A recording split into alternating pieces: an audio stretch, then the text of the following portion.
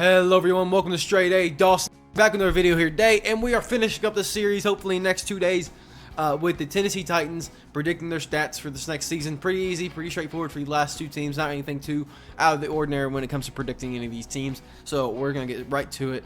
Before we get started though, please like down below, subscribe to the channel if you have not already, and comment any suggestions for future videos below. Without further ado, let's get right into the video. As always, we'll check on the depth chart. Depth chart, Will Levis. Promising, fine quarterback. I know a lot of my Titans friends are very excited to see what he can do this next year. Outside of that, though, they don't have a contingency plan for this next year.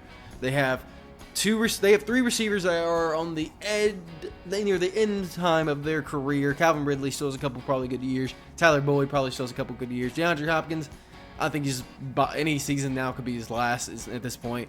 Traylon Burks has just never got his feet off the water, in the water. Sorry. So I just don't know how Will Levis will do with that supporting cast, which I think will be shaky at best in terms of injury. Hopkins already going in there with a small injury. Calvin Ridley in and out with injury. Tyler Boyd has been in and out with injury. Traylon Burks is a whole other story.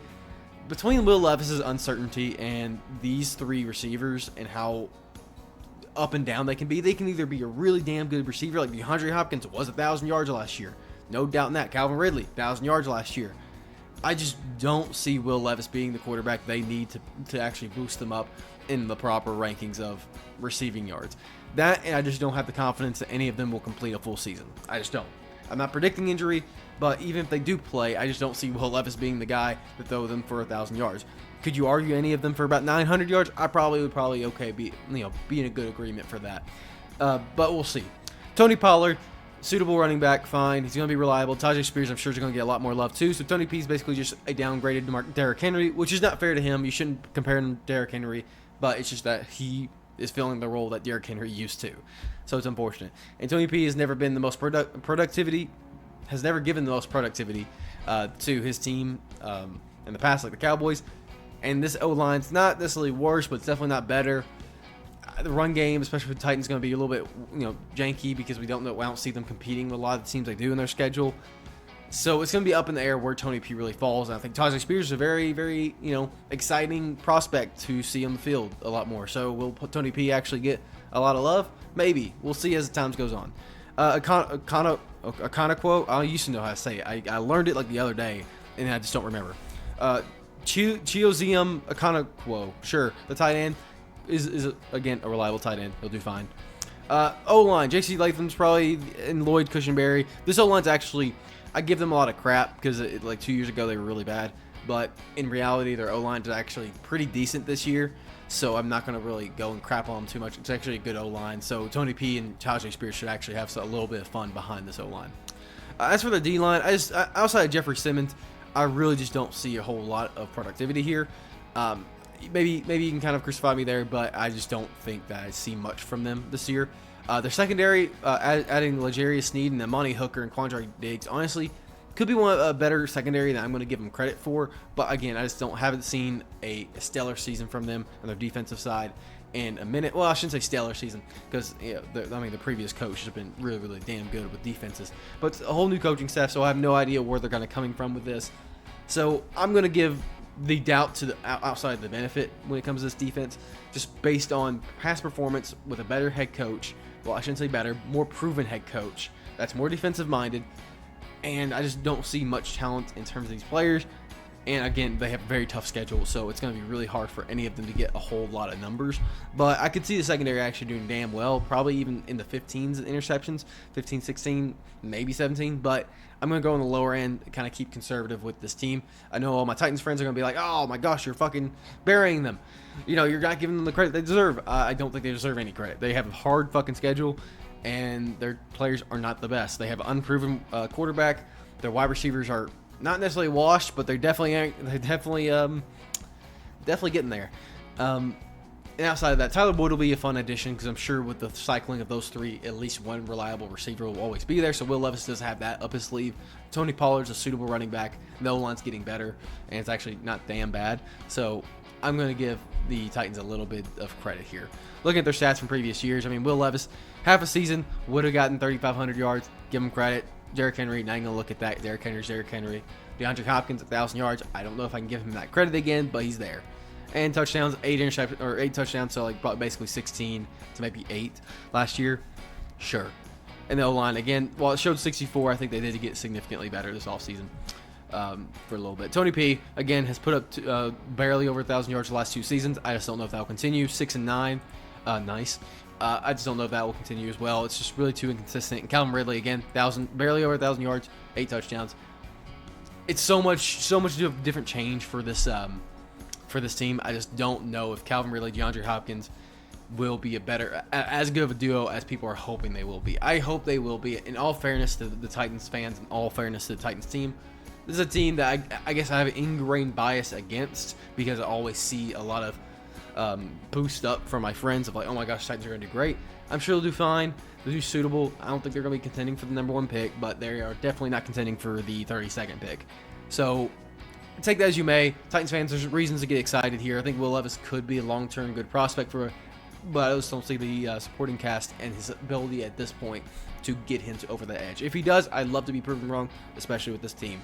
But let's officially go into my stats predictions. Not wasting any time, I'm going to go ahead and put Will Levis in the under 3,000 passing yards season, purely because there has to be 12 players that go under 3,000 yards on average at least. I think he'll be one of the worst ones, so I'm going to put him in the bottom 12 essentially. Though I think if there's a person in the bottom 12 that could get more than 3,000 yards, I think Will Levis is a good contender. 15 passing touchdowns, 9 interceptions. I mean, he hasn't shown much difference in that. And aside from one stellar game with DeAndre Hopkins, he hasn't really shown that in a game-to-game ratio. I'm sure he'll get like 100 rushing yards. He seems like a mobile dude. He'll get 1 random rushing touchdown, I'm sure. And we'll say 9 interceptions. I think all this is very fair ratios. Tony P, again, reliable guy. Going to put him somewhere down the middle, 800 to 899. Rushing yards and then 7 rushing touchdowns. Pretty reasonable, modest numbers, but not too bad for Tony Pollard. Tyjae Spears will actually probably still be behind him, but I think could get a lot more reps. And probably for the first time in the series, I'm giving all 3 receivers less than 700 yards. I think that Tyler Boyd will take up a good chunk of it. So I think essentially if you say each one of these guys can get about 500 yards, which I think is realistic, that's about 2,000 yards to give out. Then Tony Pollard and Tyjae Spears, that's another 300 or so.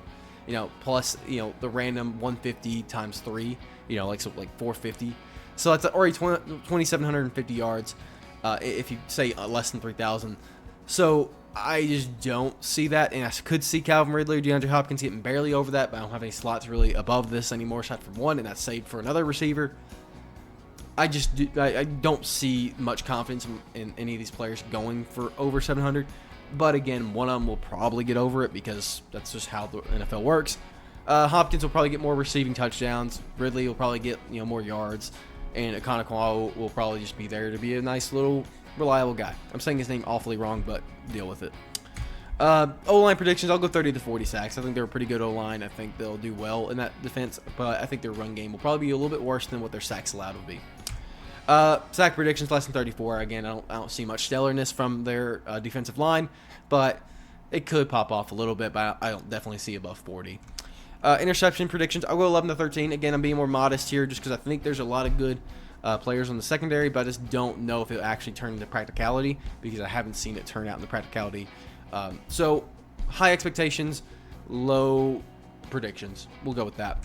And then going into their actual schedule, listen, again, look at this fucking schedule. They play the Lions, they play the Bengals, they play the Bills. I mean, they play the Texans twice, the Jags twice, Dolphins, the Jets, the Packers. I would throw the Commanders in as a competitive team. Bears could be a competitive team. They essentially have like 2 or 3 games that I feel confident they can win, and maybe 2 games in their division. So that's like 5 wins.